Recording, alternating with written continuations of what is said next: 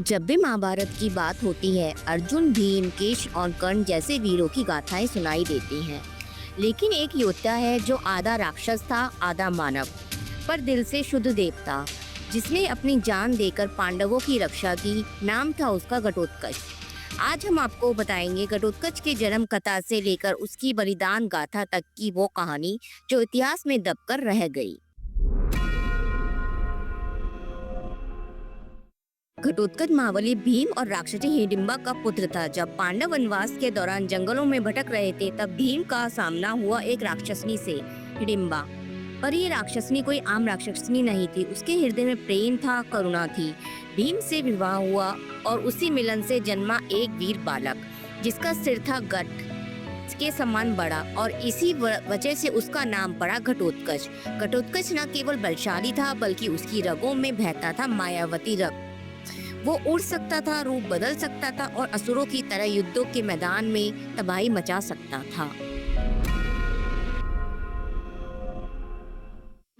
घटोत्कच बचपन से ही साधारण नहीं था। उसने जंगलों में रहते हुए मायावी विद्या सीखी। उसके पास ऐसी शक्तियां थी जो देवताओं को भी चौंका दे।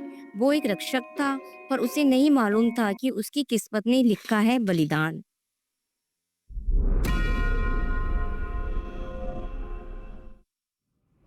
महाभारत के युद्ध में जब रात का अंधकार छाया और योद्धा थकने लगे तब पांडवों ने पुकारा घटोत्कच। और घटोत्कच आया आंधी और तूफान की तरह। उसने कौरव सेना को चीर डाला।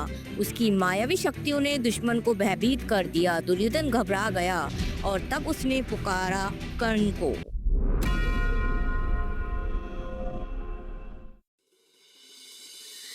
कर्ण के पास था एक दिव्य अस्त्र, शक्ति अस्त्र, जिसे वह अर्जुन के लिए बचाकर रखा था। पर घटोत्कच ने ऐसा कहर बरपाया कि कर्ण को विवश होकर वही अस्त्र घटोत्कच पर चलाना पड़ा। और जैसे ही वो अस्त्र चला घटोत्कच ने देखा ये अंत है। लेकिन उसने सोचा, अगर मेरा अंत होना ही है तो क्यों ना दुश्मनों को अपने साथ ले जाऊं। उसने अपने शरीर को इतना विशाल बना लिया कि जब वो गिरा तो कौरव सेना की एक पूरी टुकड़ी समाप्त हो गई। घटोत्कच मरकर भी जीत गया। घटोत्कच को केवल एक योद्धा समझना गलत होगा। वो एक पुत्र था जिसने पांडवों की रक्षा के लिए खुद को न्यौछावर कर दिया। वो एक रक्षक था जिसकी पहचान उसकी त्वचा नहीं, उसका दिल था। और सबसे बड़ी बात, उसका बलिदान ही वो कारण था जिससे अर्जुन जीवित रह सका। कर्ण का वह दिव्य अस्त्र यदि घटोत्कच पर ना चलता तो अर्जुन उसी दिन वीर गति को प्राप्त हो जाता।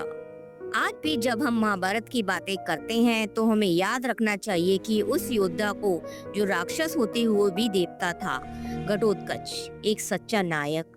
अगर आपको ये कहानी दिल से छू गई हो तो इस वीडियो को लाइक करें, शेयर करें और घटोत्कच के नाम पर कमेंट में लिखें, जय महाबली घटोत्कच।